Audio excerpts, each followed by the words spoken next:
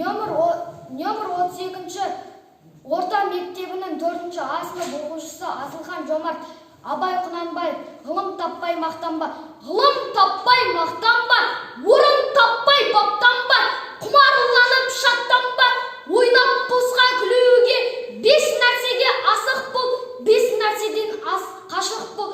Адам болам десеңіз, тілеуіңіз өміріңіз алдыңда, оған қайғы жесеңіз, өсек өтірік мақтаншақ, еріншек бекер мал шашпақ, 5 асыл іс көнсеңіз, талап еңбек терең ғой, қанағат рахым ойлап қой.